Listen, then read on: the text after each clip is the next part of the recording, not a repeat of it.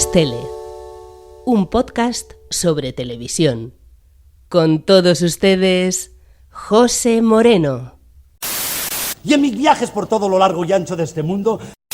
Hasta ahí, puedo leer. ¿Solo? No puedes. ¿Con amigos? Sí. ¡A jugar! Hola, Rafaela. ¡Cruza la pasarela! Hola, ¿qué tal? Bienvenidas y bienvenidos al capítulo 28 de Todo es Tele. Como ya os anuncié en el anterior, este va dedicado a una figura clave importantísima en la historia de la televisión y podríamos decir que de la cultura pop en general. Fue el creador de auténticos iconos que sobrevivieron a su muerte y que llegó a todo ello simplemente con una mirada humanista y bondadosa por encima de todo. Que eso hoy en día, ya os lo digo, es algo auténticamente revolucionario. Él fue el titiritero mayor de la televisión y también, por cierto, del cine. Se inventó una forma de hacer que cambió las normas en la manipulación de las marionetas y lo hizo sin perder el sentido del negocio y logrando crear una gran empresa que sigue produciendo hoy en día, aunque sea dentro de una gran major como es Disney. Ya lo sabéis, hoy os hablo de Jim Henson, la mente, las manos y la voz de los teleñecos, y alguien que un día decidió que los niños y niñas también merecían lo mejor de lo mejor en la televisión. Vamos allá.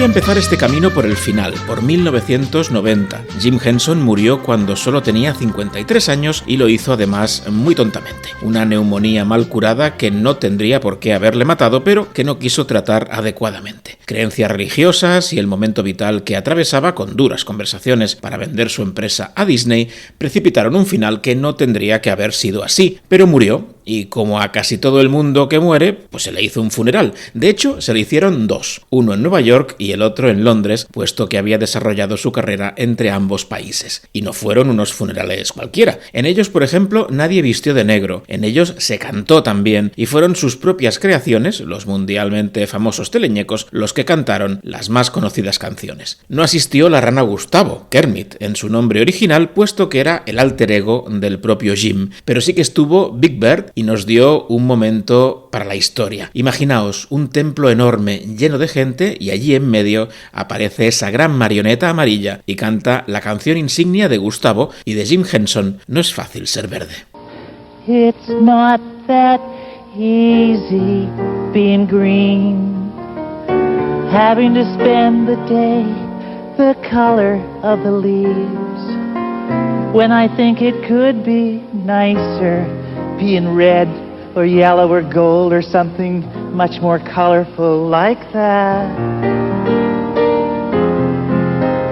La imagen de la gran marioneta amarilla en medio de la Catedral de San Juan el Divino es tan potente, tan extraña y hermosa que muestra la rareza de una persona que, sin imaginar que lo haría, cambió el mundo de la televisión. Y me diréis, José, esto lo dices mucho y a veces, sí, puedo ser exagerado, pero en este caso estamos hablando de alguien sin el cual no tendríamos la televisión que tenemos, especialmente en lo que respecta a los programas infantiles, pero también en la dirigida al público adulto. 53 años antes de ese emotivo funeral, Jim Henson nacía en el seno de una muy religiosa familia estadounidense del estado de Mississippi. Tenía una abuela que era artista y que influyó mucho en su pensamiento y en su desbordante imaginación. Podría haber bastado con eso, pero lo que de verdad despertó en él un universo interior desbordante de maravilla fue el motivo principal de este podcast, la televisión. La caja tonta, desde luego, no lo fue para el Jim adolescente que recibió aquel invento como algo fabuloso. Y viendo la tele, decidió, como tantos otros pensamos, que aquello era lo que quería hacer en la vida. Claro que él lo hizo por el lado de la genialidad. Henson quedó fascinado por el medio y decidió que se quería dedicar a hacer televisión, no a las marionetas, a la televisión. No sabía nada de marionetas, ni le habían interesado jamás, pero las marionetas serían su puerta de entrada al medio televisivo. No fue vocacional, pero desde luego tuvimos suerte de que decidiese tomar ese camino en concreto. E hizo algo que hoy en día es imposible, pero que en aquellos días era habitual. ¿Os acordáis que os expliqué que Lolo Rico vivía cerca de los primeros estudios de televisión española y un buen día se acercó, sin más, para pedir trabajo? ¿Y se lo dieron? Pues Jim hizo algo parecido. Un buen día de 1954, con 17 años, se pasó por su cadena local y lo colocaron en un programa de marionetas que se llamaba The Junior Morning Show. Y debió pensar aquello tan americano de que si la vida te da limones, pues haz limonada. Pues la vida le dio marionetas y se dedicó a hacer de marionetista. Y se puso a tope, creando a 2 vaqueros y a una rata llamada Pierre, que se ve que funcionaron muy bien y que ya siguen una de las normas fundamentales de Henson y que es, creo, una buena manera de afrontar la vida. Simple is good. Lo sencillo está bien. Este programa funciona, pero cosas de la vida, ya se sabe, la tele, desde sus inicios, es así, lo cancelan. Pero Henson ha podido vivir 2 grandes eventos en las pocas semanas en las que el espacio estuvo en antena. El primero, profesional, una suerte de revelación. Durante las grabaciones se le ocurre un sistema para manipular los títeres con los brazos en alto mientras se va revisando a través de un monitor cómo está quedando en pantalla. Esto no se había hecho antes jamás y supone una auténtica revolución que se sigue usando a día de hoy. Básicamente lo que hace Henson es sustituir el tradicional teatro de títeres por el marco de la pantalla. La propia televisión es ahora el teatrillo, no hace falta incluirlo como habían hecho otros marionetistas de la época. En el plano personal, mientras hace The Junior Morning Show, conoce a la que será su mujer y mano derecha en los primeros tiempos. Jane será un auténtico motor de desarrollo para Jim. Y con solo 18 años llega el que será su primer programa.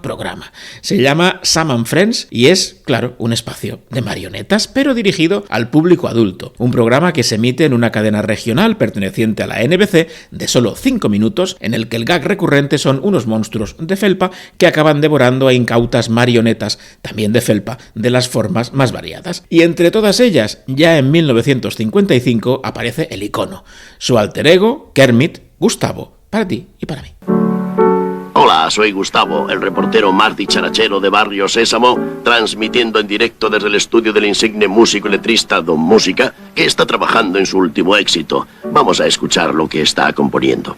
En 1955, Kermit no era, desde luego, ni el alter ego de Jim Henson, ni el reportero más dicharachero de Barrio Sésamo, tampoco el buque insignia de la compañía, no era aún el Mickey Mouse de Jim Henson en el que se acabó convirtiendo. La rana más famosa de la televisión nace, como otras muchas marionetas de Jim Henson, de la manipulación de materiales sencillos, un viejo abrigo azul, que no verde, de la madre de Henson y una pelota de ping-pong cortada por la mitad. Kermit nace, además, durante un momento triste en la vida de su creador, que es la larga agonía de la enfermedad de su abuelo. Eso le da una carga emotiva, pero sus primeras apariciones en televisión, como decíamos, son bastante fugaces y básicamente la rana Gustavo es devorada. Ya llegarán tiempos gloriosos para ella. En esa época también aparece la forma ideal de crear a sus Muppets, a los que comienza a llamar así inventando una palabra que une marioneta, y puppet, títere. Muppet, traducidas al castellano bastante inteligentemente como los teleñecos, porque al fin y al cabo son muñecos que aparecen en la televisión en este nuevo escenario de títeres que se inventa Jim Henson. Y la fórmula del éxito es simple, como casi siempre si hablamos de Jim Henson, una base de goma espuma recubierta de felpa, sencillo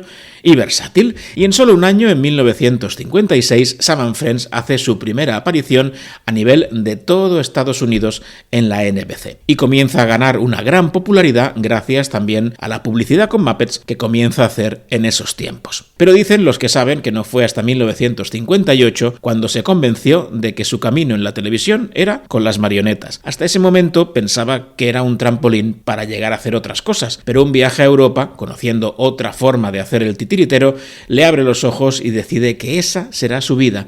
Tiene solo 22 años y funda la Muppet Incorporated, lo que luego será la exitosa The Jim Henson Company, su pequeño imperio de felpa. Sam and Friends is brought to you by SK.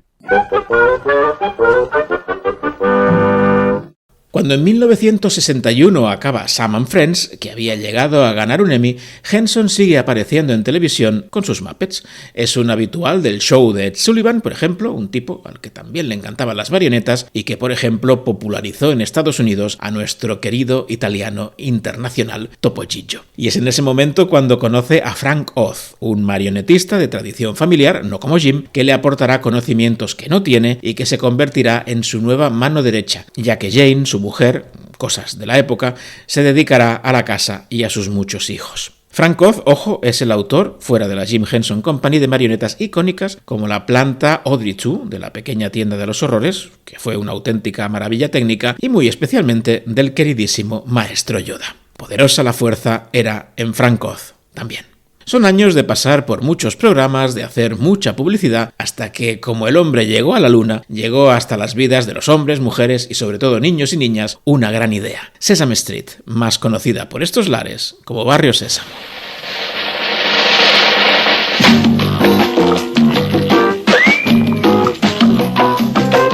1, 2, 3, 4, 5, 6, 7, 8, 9, 10, 11, 12.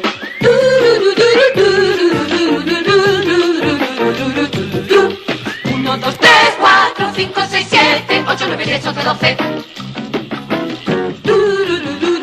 1969, año de maravillas espaciales que también lo fue para la tele. Una organización llamada Children's Television Workshop pensó que eso de la tele estaba muy chulo para ser también una herramienta educativa. Los niños y niñas pasaban muchas horas frente a la pantalla y eso pensaron que podía ser una ventaja y se pusieron manos a la obra para crear el primer contenido de entretenimiento educativo de la historia de la televisión, para que fuese emitido por la tele pública estadounidense, la PBS, que también la hay, por cierto, aunque a veces no lo parezca. Y llamaron a Jim Henson, que no había trabajado en su vida para el público infantil, pero que tomó el reto encantado. ¿Cuál era ese reto? Un programa en el que todo el entretenimiento fuese educativo y en el que todo el contenido educativo fuese entretenido. Y así nació Barrio Sésamo, un programa que llega hasta nuestros días y que se ha convertido en un icono mundial de la televisión. Y quiero creer que ha hecho un poco mejores a muchos seres humanos a lo largo de estas décadas, gracias a momentos como este, que me encanta. Can you sing the alphabet, Julie? Yes, I could. Let's hear you sing the alphabet. A, B, C, D, E, F, G, Cookie Monster. You're not singing the alphabet. A, B, C, D, E, F, G, H, I, J, K, L, M, N, O, P, Q, R, S. Cookie Monster isn't the letter of the alphabet. It goes Q, R, S, T, U, V. You're just teasing me. W, X, Y, and Z. Now I know my ABCs. Next time Cookie Monster. Next time Cookie Monster can do it with you. I'm leaving. I love you. I love you too. Thanks. Ese precioso diálogo entre Jim Henson, que casi se sale del personaje de Rana Gustavo por la ternura de su interlocutora infantil y también por sus salidas de guión, es uno de los miles de ejemplos de momentos preciosos que ha dado Barrio Sésamo a la televisión. La fórmula fue sencilla, como siempre, un espacio en el que se combinaba la acción en el mundo real entre comillas, con la del mundo de los Muppets, que se encontraban en un barrio donde humanos y muñecos interactuaban por primera vez. Ahí fue un éxito instantáneo la figura de Big Bird, un pájaro enorme pero con la mente de un niño pequeño que fue el primer Muppet en mezclarse con personas reales. Un reparto, por cierto, espejo de la realidad del momento, con personas racializadas, por ejemplo, algo rarísimo en la televisión de esos años. Recordemos que en algunos lugares de Estados Unidos seguían vigentes en aquel momento leyes de segregación racial. Las aventuras de Big Bird y los vecinos del barrio se combinaban con sketches protagonizados por nuevos Muppets que también fueron un éxito al momento. No puedo dejar de nombrar a Ernie y Bart, Epi y Blas, para nosotros esa extraña pareja que nos enseñaba que podemos ser muy muy diferentes y pese a todo ser muy muy buenos amigos. Tengo mucha sed. Tengo mucha sed. De acuerdo. Epi, escucha con atención. Sí, Blas. Este va a ser el último vaso de agua que te traiga, ¿de acuerdo? Sí, Blas, ¿harías eso por mí? Sí, lo haré, pero no volverás a decir, ¡oh, qué sed tengo! ¿Me lo prometes? No diré eso, Bueno, Blas. dame tu vaso. Toma. Te traeré el agua. Oh, muchas gracias. Blas es la sal de la tierra. ¿Sí? ¿La sal? ¿La sal? Oh, tengo sed. Tengo sed, repite. Él tiene sed, pero yo le traigo el agua. Así van las cosas. ¡Escucha! Presta atención. Este que ves aquí es el tercer vaso de agua que te traigo. ¿Lo has comprendido bien? Y el último, porque ya te he traído 2. Y con este son 3. 2 y 1 hacen 3. Así que anda, tómatelo. Lo he Venga. comprendido, Blas.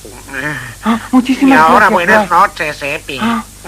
3 vasos de agua. Después de beberme 3 vasos de agua no voy a decir qué sed tengo. Espero que no. Te lo prometo, Blas.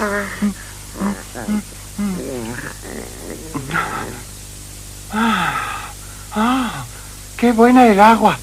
¡Qué buena!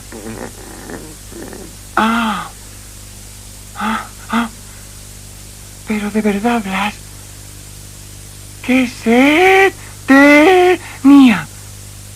¡Qué sed tenía! ¿Qué sed tenía, Blas? Barrio Sésamo nunca miró hacia otro lado con temas complicados. La gente que lo hacía, con Jim Henson al frente, no era de ese tipo. A los niños había que hablarles como a los adultos y no evitar temas como, por ejemplo, la muerte. Se dice que el episodio de Acción de Gracias de 1983 es uno de los momentos que más ha influido a los niños y a las niñas estadounidenses en toda la historia de la tele. Uno de los actores, el que interpretaba al entrañable Mr. Hopper, murió, y todo ese episodio se dedicó a explicarle eso a Big Bird y, claro, a todos los pequeños espectadores, en un derroche de ternura y de buen hacer que ha quedado para siempre en los anales de la televisión. De hecho, un retrato de Mr. Hopper sigue a día de hoy colgando en casa de Big Bird en el decorado del Barrio Sésamo original. Así sucedió aquel día. But I don't like it. It makes me sad. We all feel sad, Big Bird. He's never coming back? Never? No. Oh, I don't understand. You know, everything was just fine.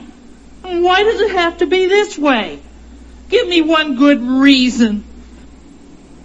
Por cosas como esta, el éxito del invento fue enorme y se expandió por todo el mundo y también hasta las casas españolas. La primera vez fue en 1974. Se incorporaron sketches de Muppets en el programa Un globo, dos globos, tres globos que presentaba la añorada María Luisa Seco. Pero lo que Jim Henson fue llevando por el mundo, y lo logró en 37 países, fue un sistema de coproducción para adaptar una parte del programa a la idiosincrasia de cada lugar. En el caso español, la parte del barrio, con humanos y Big Bird, pasó a llevarla adelante otro pájaro gigante, la gallina caponata, interpretada por la gran Emma Cohen, y que era básicamente lo mismo que Big Bird, un muñeco grande pero con la mente de un niño pequeño. A su lado, el caracol Pérez Gil, manipulado por Jesús Alcaide, ofrecía el contrapunto del sabio. Buenas tardes, buenas noches. Good morning, kids. ¡Buenos días, rapaciños!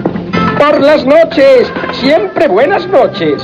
Por la tarde, siempre buenas tardes. Y por el día, buenos días. Aunque el programa funcionó muy bien, y Caponata yo creo que quedó en la retina de los niños de esa época, el programa se canceló porque su mensaje era demasiado aperturista para un momento de transición en España. Pero los Muppets insistieron y volvieron a sacar la nariz un par de años después por La Cometa Blanca, un programa que dirigía Lolo Rico y que, ya lo dijimos, tenía muy buen ojo para las compras internacionales. Es además evidente y confesa la influencia de la manera de hacer marionetas de Jim Henson para la creación posterior de los electroduendes. Pero no es hasta 1983 cuando la cosa ya toma un cariz épico. Es ese año cuando llega hasta nuestros televisores un nuevo barrio, que de hecho es el mismo de 1979, porque el kiosquero, Don Julián, repite, pero en el que reina un nuevo muñeco niño. Es rosa, es un descarte de la versión israelí del programa, pero en España se convierte en emblema de la infancia de los niños y niñas de los 80, incluyendo este que os habla. ¿Es necesario que presente a Spinette?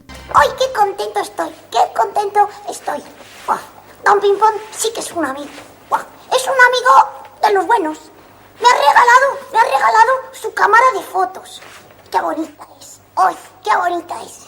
Bien, ¡ay! Se me dispara y todo.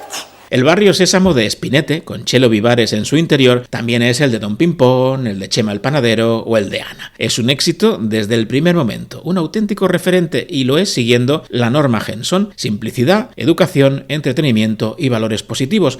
Y funciona. Vaya si funciona, porque yo os pongo esto y los que tenéis ya 50 años os vais a levantar y vais a cantar, porque yo lo sé. Pintar, pintar, pintar sin parar, mojar, extender y vuelta a empezar. Pintamos las flores de muchos colores, también pintaremos el agua y el cielo. El programa ocupa las tardes de Televisión Española y se convierte en una especie de misa diaria para todos nosotros. Ahí disfrutamos de todos los del barrio, pero también conocimos a Gustavo, a Epi Blas, a Coco, al monstruo de las galletas, al conde Draco, el Maná Maná, el tío Pepe y la tía Pepa, o la llama, que llama se llama. Yo y mi llama, pues llama se llama, vamos a la clínica dental. Todos los años, por su cumpleaños, la traigo a la clínica dental. Yo y mi llama, pues llama se llama, venimos a la clínica dental.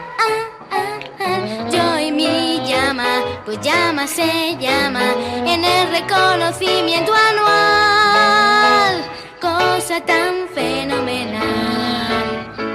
Y en un sistema que imitó Lolo Rico también en La Bola de Cristal, Barrio Sésamo es un programa con pausas publicitarias, pero que no son de publicidad, son de más conocimientos para los niños y niñas. Son pequeños clips, como el que hemos oído antes del pinball numérico, o incluso este de Yo y mi llama, que se repiten una y otra vez como los anuncios, que son muy fáciles de recordar y que se acaban convirtiendo en auténticos referentes. Otro éxito para Jim Henson. Y es que Barrio Sésamo es todo un maravilloso universo sin maldad, con la bondad por bandera, que creo que nos marcó y espero nos hizo algo mejores. Pero siempre hay un pero: Televisión Española no quiso seguir pagando los elevados royalties que pedía la compañía de Henson y decidió romper y crear algo muy parecido en forma y fondo, 100% español, que fueron Los Mundos de Yuppie. Pero eso hoy no nos ocupa. Barrio Sésamo volvió a finales del siglo XX en formato de coproducción, grabado en Sant Cugat, con el monstruo azul Bluky como protagonista. Pero quizás lo de emitirse de buena mañana, a eso de las 7:30,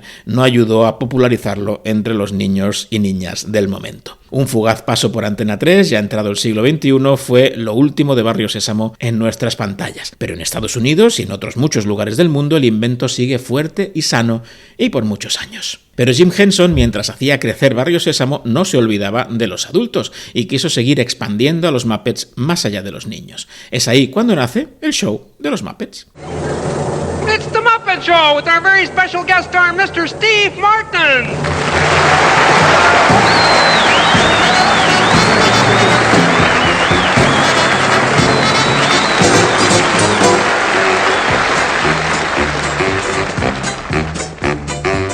It's time to play the music.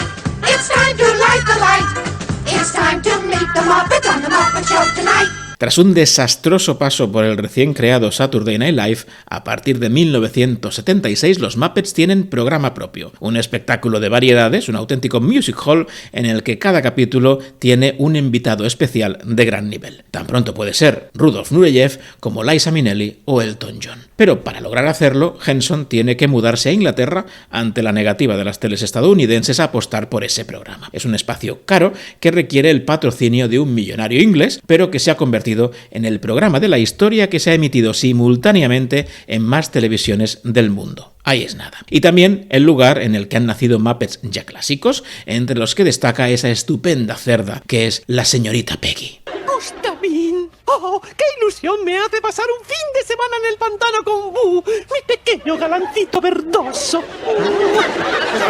Vale, sí, muy bien, Peggy, pero ten en cuenta que ir de acampada puede ser muy duro. No va a haber comodidades. ¡Ya lo sé! Por eso solo voy a llevar 4 vestidos largos y, por supuesto, 12 pares de zapatos y varias batas para después del baño y mis gafas de sol con visera y... Peggy, no puedes cargar con todo eso. Pero el éxito de Barrio Sésamo no se repitió en España con los teleñecos. Así los bautizaron, por cierto, en el programa 24 imágenes por segundo, presentado por Isabel Tenaille, y en el que se pudieron ver algunos de sus sketches, pero estos pasaron con más pena que gloria. Era 1977 y quizás era demasiado pronto para ello. Por cierto que recientemente, en este 2026, y para celebrar el 50 aniversario del show de los Muppets, hemos tenido un episodio especial muy bien hecho, con Sabrina Carpenter de invitada, y que podéis ver en la plataforma Disney Plus. Yo no digo Plus, Disney Plus. En 1981, Henson cierra el show de los teleñecos en su mejor momento, tras 5 temporadas que son para enmarcar, y pone su mirada en el cine. Un proyecto muy complejo le rondaba desde hacía años por la cabeza. Se llamaba Cristal Oscuro, y a él dedica la mayor parte de su esfuerzo en esos primeros 80, en los que también se produce la primera película de los Muppets, con momentos que son auténticos prodigios técnicos, y más adelante la muy adulta Dentro del laberinto, con un malo malísimo tan especial como David Bowie. ¿Pero deja Henson la tele? ¿Qué va? En 1983 descubriremos que el centro del universo es, sin duda, un lugar maravilloso excavado en la roca llamado Fraggle Rock.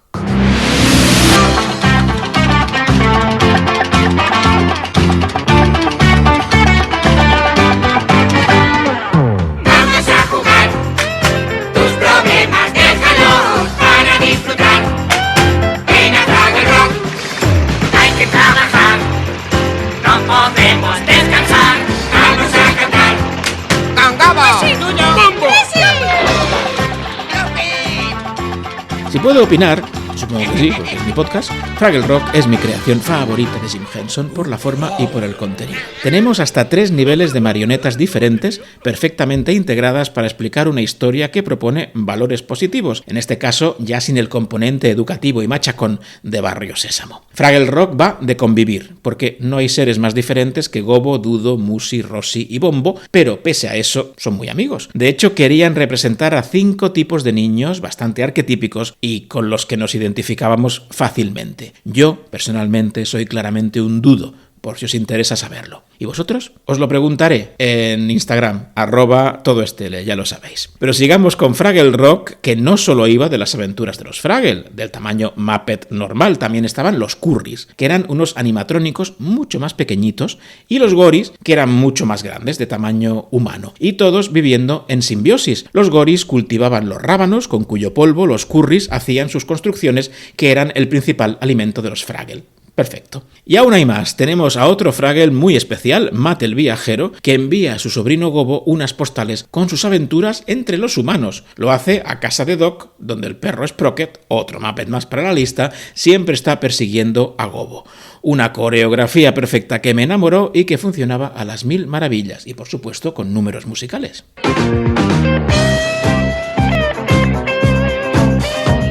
Yo sé pintar y también coser y luego recoger.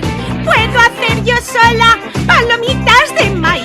¿Oh, sí? Puedo ser la reina del trampolín. Puedo hacerlo y lo haré. Sola, sola, sola tú. Puedo hacerlo. Sola, sola, sola tú. Yo solita. Sola, sola, sola tú. Sin hacerlo al tuntún. Puedo hacer las gradas. Que no me olvide de Justina, la montaña de basura, mi personaje favorito.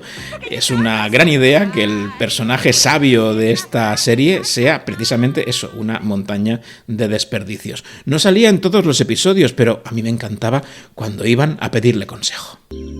Estás en presencia de... ¡la que todo lo sabe! ¡La montaña de basura! ¡La montaña lo sabe todo! ¡La montaña lo dice todo! Así es, muchacho, yo lo sé todo, todo. ¡Todo, todo!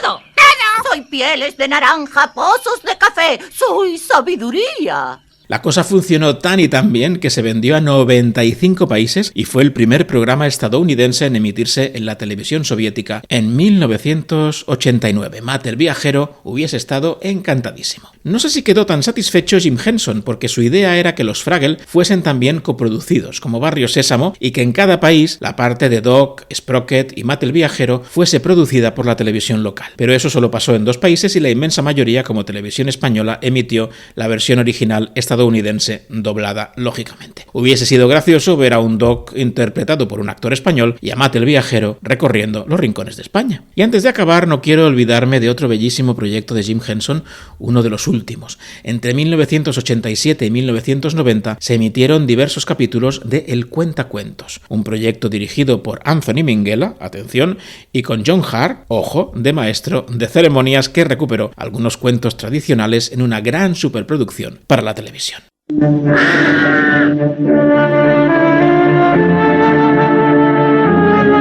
Cuando las gentes sabían de su pasado a través de los cuentos, explicaban su presente contándose cuentos y predecían su futuro con cuentos, el mejor lugar de la casa junto al fuego se le reservaba siempre al cuentacuentos.